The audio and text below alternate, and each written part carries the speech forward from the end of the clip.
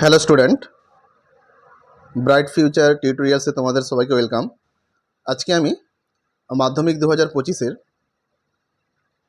তোমাদের ভূগোলের কিছু সাজেশান নিয়ে এসেছি। এগুলো খুব গুরুত্বপূর্ণ, তোমরা এখান থেকে দেখতে পারো। এই যে তোমাদের 1.2 চ্যাপ্টার আছে, নদীর বিভিন্ন কাজ, ক্ষয়, বহন, অবক্ষেপণ দ্বারা সৃষ্ট ভূমিরূপ। চলো শুরু করি। প্রথমে 1 নম্বরের এই যে এমসিকিউ টাইপ রয়েছে সেগুলো দিয়ে আমরা শুরু করছি। দুটি নদীর অববাহিকার মধ্যবর্তী উচ্চভূমিকে বলে কি না?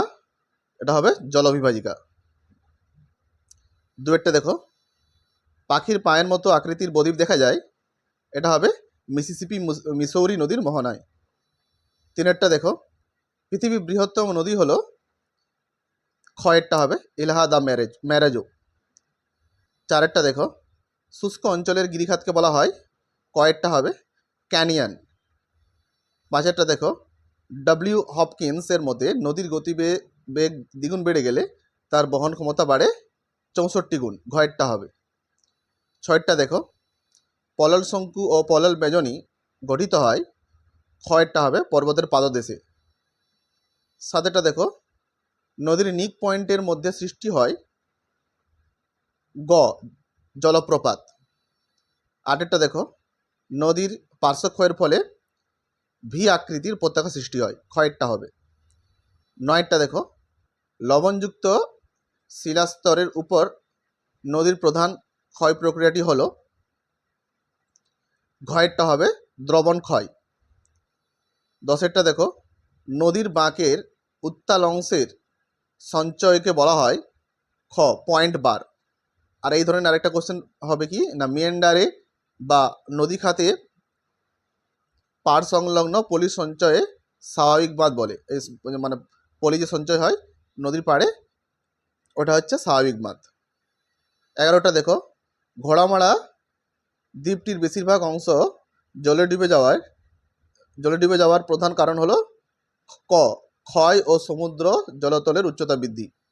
এবার দেখো 12টা, করাতে দাঁতের মতো বা তীক্ষ্ণাগ্র বদ্বীপ বা কাসপেট বদ্বীপ হলো কি না তাইবার, গয়েরটা হবে। 13টা হয় দেখো, ভারতের যে জলপ্রপাতটি নিবিন্দুতে গঠিত হয়েছে সেটি হলো দশম। 14টা, লোহাচড়া ও ঘোড়ামারা দ্বীপ কোথায় না হুগলিতে অবস্থিত এটা। 15টা, মন্তকূপ সৃষ্টি হয় নদীর ক্ষয় কার্যের ফলে। 16টা দেখো, ক্যানিয়ন আয় আকৃতি হওয়ার প্রধান কারণ হলো নদীর নিম্নক্ষয়। 17টা দেখো, পৃথিবীর উচ্চতম জলপ্রপাত হলো, ক্ষয়েরটা হবে সাল্টো অ্যাঞ্জেল। 18টা দেখো, যে ক্ষয়কারী প্রক্রিয়া নদীর ক্ষয়কার্যের সঙ্গে যুক্ত নয় সেটি হলো অপসারণ। 19টা, যে নির্দিষ্ট খাতের মধ্যে দিয়ে নদী প্রবাহমান হয় তাকে বলে নদী উপত্যকা। আর অনুরূপ প্রশ্ন কি না, উৎস থেকে মোহনা পর্যন্ত নদীর উভয় তীরে উচ্চভূমির মধ্যবর্তী দীর্ঘ সংকীর্ণ খাতকে নদী উপত্যকা বলে। 20টা দেখো, যে প্রক্রিয়ায় নদীবাহিত প্রস্তরখণ্ড পরস্পরের সংঘর্ষের ফলে ভেঙে গিয়ে নুড়ি বালি প্রভৃতিতে পরিণত হয় তাকে বলে ঘর্ষণ ক্ষয়, ঘয়েরটা হবে। 21টা দেখো, দুটি নদীর মধ্যবর্তী অঞ্চল হলো ক দোয়াব। 22টা দেখো, একাধিক জলপ্রপাত একটি রেখা বরাবর উৎপন্ন হলে সেই রেখাকে বলে প্রপাত রেখা। আর এইটা আরেক ধরনের কোশ্চেন কি রয়েছে, অনেকগুলি জলপ্রপাত একসঙ্গে পাশাপাশি অবস্থান করলে তাকে কাসকেড বলে। 23টা দেখো, জলপ্রপাত ধাপে ধাপে নেমে এলে তাকে কি বলে না কাসকেড বলে। 24টা, জলপ্রপাতের মধ্যে দিয়ে বিপুল পরিমাণ জল ভয়ঙ্কর উত্তালভাবে প্রবাহিত হলে তাকে বলে ক্যাটারাক্ট, গয়েরটা হবে। আর অনুরূপ প্রশ্ন কীভাবে পড়তে পারে না, প্রচুর জল যে জলপ্রপাতে প্রবাহিত হয় তাকে বলে ক্যাটারাক্ট। 25টা দেখো, গ্র্যান্ড ক্যানিয়ন কোথায় হয়েছে না কলোরাডো নদীতে, গয়েরটা। 26টা দেখো, এটা যে কি না ঠিক জোড়াটি নির্বাচন করো, এটা কি হবে না এখানে গয়েরটা সঠিক হবে। নদীর গতিপথে কঠিন শিলার নিচে কোমল শিলা অবস্থান জলপ্রপাত। হ্যাঁ, এর মানে কি বলে দেখি, মানে কঠিন শিলা নিচে কোমল শিলাস্তর হলে তখন ক্ষয় অসমান হয়, তখন এই জলপ্রপাতের সৃষ্টি হয়। 27 দেখো, নদীর উৎস থেকে মোহনা পর্যন্ত প্রসারিত অংশকে বলে নদী অববাহিকা। 28 দেখো, নদীবাহিত নুড়ি বোল্ডার নদীর গতির সঙ্গে গতিপ্রাপ্ত হয়ে লাফিয়ে লাফিয়ে নদীর তলদেশে ক্ষয় করার প্রক্রিয়াকে বলে অবঘর্ষ। 29 দেখো, আহ, প্রপাতকূপ জলপ্রপাতের পাদদেশে তৈরি হয়। গয়েরটা উত্তর। আর জলপ্রপাতের পাদদেশে মন্থকূপ সৃষ্টি হয়, এটা হচ্ছে অশুদ্ধ হবে।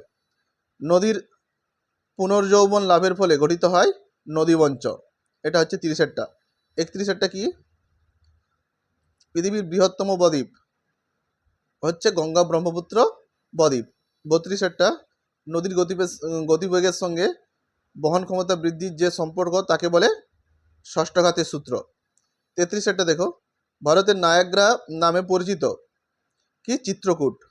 34 দেখো, গঙ্গা ব্রহ্মপুত্রের বদ্বীপ হলো ধনুক আকৃতি বদ্বীপ। 35 ভারতের যে নদীর মোহনায় কোনো বদ্বীপ গড়ে ওঠেনি সেটি হলো নর্মদা।